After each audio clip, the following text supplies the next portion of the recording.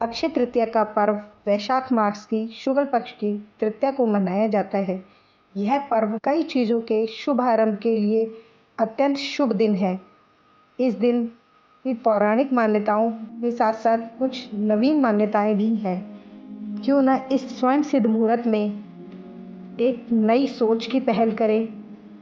हमारे समाज में हमारे आसपास बहुत से ऐसे जोड़े हैं जो किसी भी कारण से बिछड़ गए हैं, बीमारी से, दुर्घटना से बिछड़ गए हैं। ऐसे में पुरुष का घर गले मिलकर एक नए जीवन की शुरुआत करने में सहयोग करते हैं, परंतु स्त्री के लिए जीवन बहुत कठिन हो जाता है।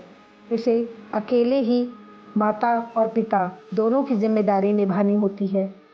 उसे अब जीवन का निर्वाह भी करना है और बच्चों की परवरिश भी। बच्चे एक समय के बाद बड़े हो जाते हैं और अपने अपने जीवन में व्यस्त हो जाते हैं। तब आता है एक विराम और अकेलापन। यह समय महिला के लिए बहुत मुश्किल का समय होता है। उसे वृद्धावस्था तक वह जीवन काटना पड़ता है। जीवन साथी जीवन के लिए बहुत महत्वपूर्ण है। समाज में महिला की आवश्यकताओं का कोई महत्व नहीं। हमारे समाज में बहू को बेटी कहा तो जाता है, पर माना नहीं जाता। वह अपने जीवन साथी की याद में पूरा जीवन काट देती है। हमारे समाज में इसके लिए पहले बहुत कदम उठाए हैं।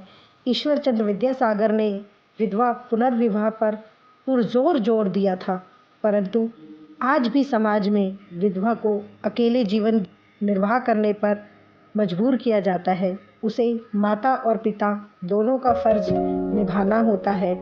एक समय के बाद वह एकांत में अकेले अपना जीवन किस तरह काटती है, इस पर कोई विचार नहीं करता।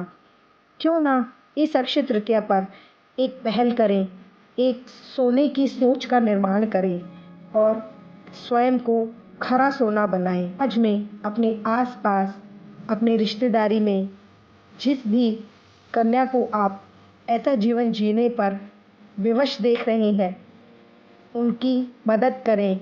बहू को सही अर्थ में बेटी बनाएं और अपनी बेटी के जीवन से समस्त शोरों का नाश करें।